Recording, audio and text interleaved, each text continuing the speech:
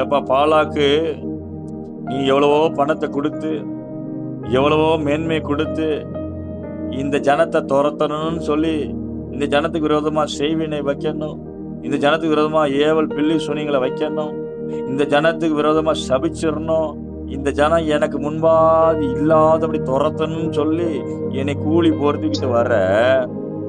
ஆனா அவர்களை ஆசீர்வதிக்கப்பட்ட இந்த கூட்டம் இது.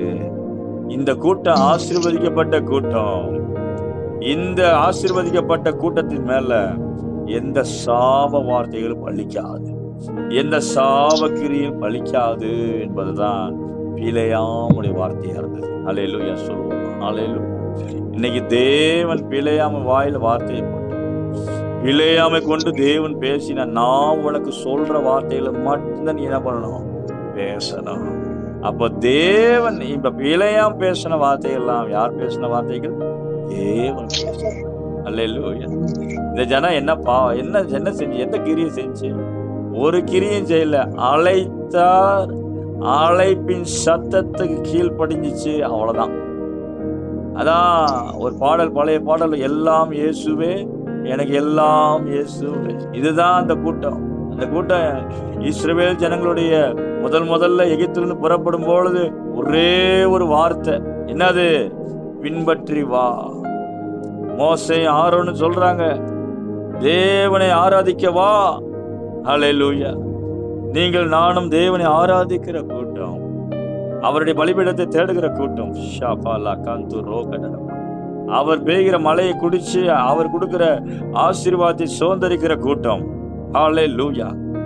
நீ ஏமாற்றப்பட கூட்டம் அல்ல, நீ ஏமாந்து போக முடியாது, நீ வெக்கப்பட்ட கூட்டம் அல்ல, நீ இந்த பூமியில தலை குனிந்து வாழ்றதுக்கு அழைக்கப்பட்ட கூட்டம் அல்ல.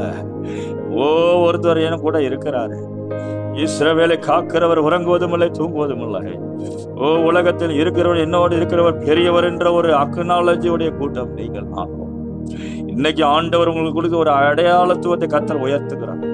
கர்த்தர் உங்களுக்கு வைத்திருக்க அடையாளத்தை கர்த்தர் தூக்கி நிறுத்துகிறார்.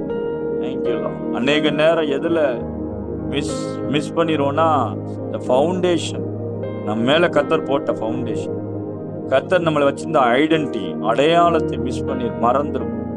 யார் நம்மளை அழைத்திருக்கிறார்? என்னுடைய டெஸ்டினி என்ன? என்னுடைய பாதை எங்க? நான் எங்க போய்கிட்டு இருக்கிறேன்ற ஒரு பிம்பத்தையே சத்துரு அழிச்சிருவோம். அதனால நம்மளை சுத்த விட்டுருவான்.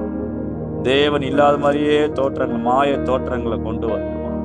கர்த்தர் உன்னை கைவிட்டான்ற பல காரியங்களை மாய தோற்றம்.